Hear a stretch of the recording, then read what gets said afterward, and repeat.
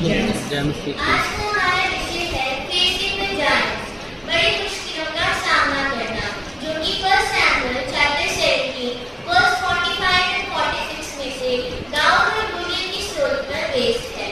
तो जैसे कि हम सब जानते हैं कि दाऊद एक छोटा बच्चा था जिसने गोलियत को हराया था। अगर हम फर्स्ट सैमुअल चैप्टर 13 उसकी वर्स 40 में देखें तो वहाँ पर लिखा है, यहोवा ने अपने लिए एक ऐसे पुरुष को ढूंढ लिया है जो उसके मन के अनुसार है। मतलब दाऊद जो था वो यहोवा के मन के अनुसार था। तो छोटे से बच्चे में ऐसा क्या था कि वो दाऊद परमेश्वर के मन के अनुसार था? उस छोटे से बच्चे में ऐसी क्या क्वालिटीज थी कि वो परमेश्वर के मन के अनुसार था? तो दाऊद की इन्हीं क्वालिटीज के बारे में आज हम पढ़ेंगे। तो सबसे पहली क्वालिटी के बारे में अगर हम देखें तो वो है helping hand to his father. दाऊद एक हेल्पिंग हैंड था अपने पिता के के लिए। वो अपने पिता की छोटी से छोटी कामों में हेल्प करता था। अगर हम फर्स्ट सैमुअल चैप्टर 17 वर्स 15 में पढ़ें तो वहाँ लिखा है, और जब बैतलहम में अपने पिता की भेड़ बकरियां चराने को शाऊल के पास से आया गया करता था। जैसे कि हम सब जानते हैं कि उस समय में शाऊल को दुष्ट आत्मा ने अटैक कर दिया था, और जब दाऊद अपनी वीणा बजाता था तो शाऊल पर से उस दुष्ट आत्मा का असर खत्म हो जाता था। इसलिए शाऊल ने दाऊद को अपने महल में रख दिया था। लेकिन उस समय इससे काफी बुरा था, इसलिए दाऊद उस महल से अपने घर जाता था अपने पिता की भेड़ बकरियां चराने के लिए। जैसे कि हम सब जानते हैं कि 10 कमांडमेंट्स में से 5 की आज्ञा है तो अपने माता पिता का आदर करना। तो दाऊद भी इसी तरह अपने पिता का आदर किया करता था और उसकी छोटी से छोटी कामों में मदद किया करता था। तो हमें भी अपने जीवन में ऐसे ही अपने पेरेंट्स के लिए एक हेल्पिंग हैंड बनना है और उनकी छोटी से छोटी कामों में मदद करनी है। दूसरी क्वालिटी अगर हम दाऊद के बारे में देखें तो वो है ओबीडिएंट टू हिज फादर। दाऊद एक आज्ञाकारी बच्चा था जो अपने पिता की आज्ञा को मानता था। अगर हम पहला शमूएल उसका 17 अध्याय उसकी 20 आयत को देखें तो वहाँ पर लिखा है, अतः दाऊद सवेरे उठ भेड़ बकरियों को किसी रखवाले के हाथ में छोड़कर यिशै की आज्ञा के अनुसार उन पशुओं को लेकर चला। और जब सेना रणभूमि को जा रही थी और संग्राम के लिए ललकार रही थी, उसी समय वो गाड़ियों के पड़ाव पर पहुंचा। इससे हमें पता चलता है कि दाऊद कितना आज्ञाकारी था। वो चाहता तो वो मना भी कर सकता था, वो चाहता तो वो इनकार भी कर सकता था, वो डर भी सकता था, लेकिन वो डरा नहीं। उसने परमेश्वर पर विश्वास रखा और अपने पिता की आज्ञा के अनुसार वो युद्ध के मैदान में अपने भाइयों को खाना देने गया। तो इसी तरह हमें भी दाऊद की जीवन से एक सीख मिलती है कि हमें भी अपने माता पिता की आज्ञाकारी बनना है। अगर हम इफिसियों उसका 6 अध्याय उसकी पहली आयत में देखें तो वहाँ लिखा है, हे बालकों प्रभु में अपने माता पिता के आज्ञाकारी बनो क्योंकि ये उचित है। तो इसी तरह हमें भी अपने जीवन में अपने माता पिता की आज्ञाकारी बनना है और हमें उनकी आज्ञा को मानना है। तीसरी क्वालिटी अगर दाऊद के बारे में देखें तो वो है फेथ इन गॉड। दाऊद परमेश्वर पर विश्वास करता था। जैसे कि हम सब जानते हैं कि वो शेर और भालुओं से भी डरा, उसने शेरों और भालुओं को भी हराया क्योंकि वो परमेश्वर पर विश्वास रखता था। हर एक बच्चे के लिए नामुमकिन है कि वो शेर या भालुओं से लड़े, लेकिन दाऊद अपने परमेश्वर पर विश्वास करता था और वो हिम्मत से शेरों और भालुओं से भी लड़ा था। अगर हम इब्रानियों उसका 11 अध्याय उसकी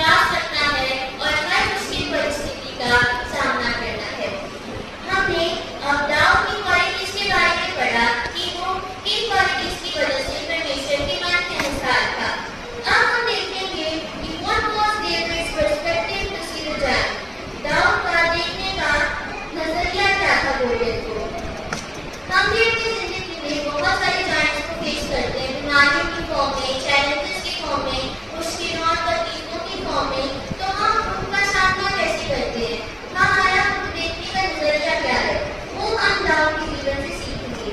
तो पहली चीज जो हम सीखते हैं वो है David saw the giant big but he saw God bigger. दाऊ ने जायंट को तो बड़ा देखा, लेकिन उसको पता था कि मेरा खुदा उस जायंट से भी बड़ा है।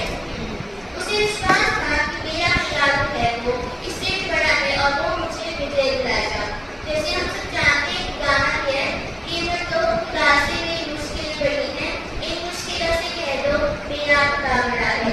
इसी तरह दाऊ ने भी अपनी आने वाली मुश्किल को नहीं देखा, उसने अपने परमेश्वर को देखा कि मेरा परमेश्वर इस मुश्किल से भी बढ़कर है।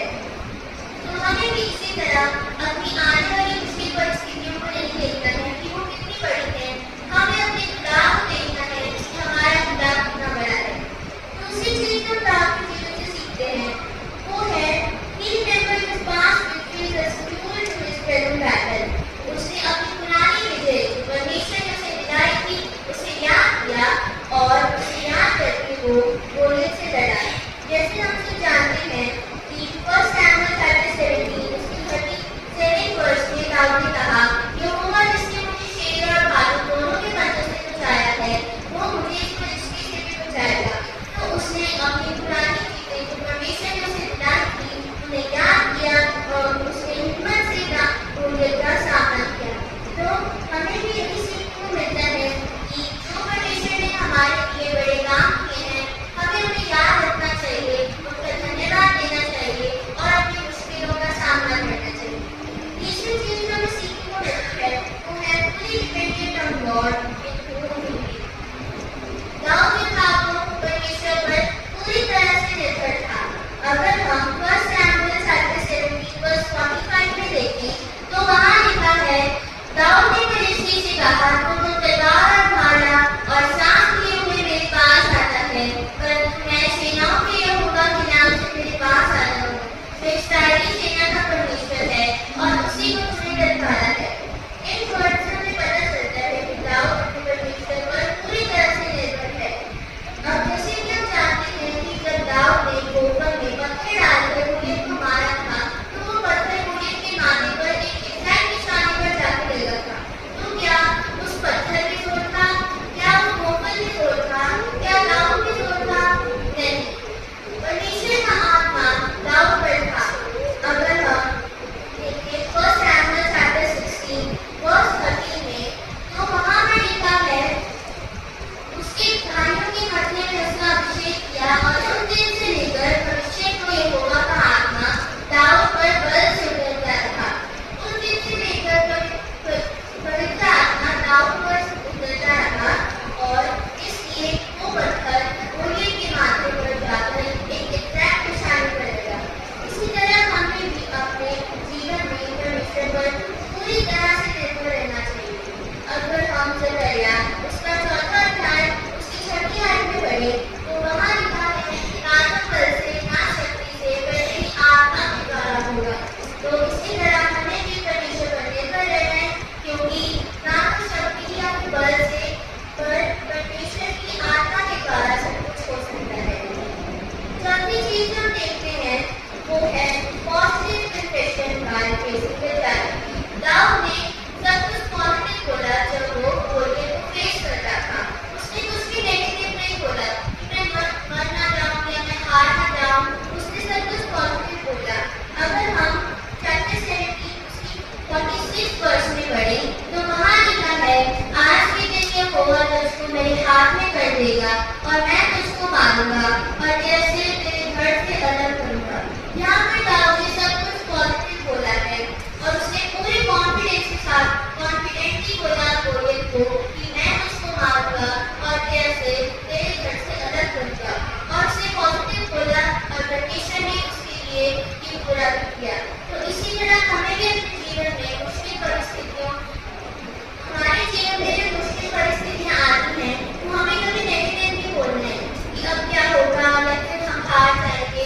हमें हमेशा दाऊद की तरह पॉजिटिव ही बोलना है, इसलिए परमेश्वर भी हमारी इच्छाओं को पूरी करेगा। पांचवी चीज अगर हम देखें तो वो है डेविड के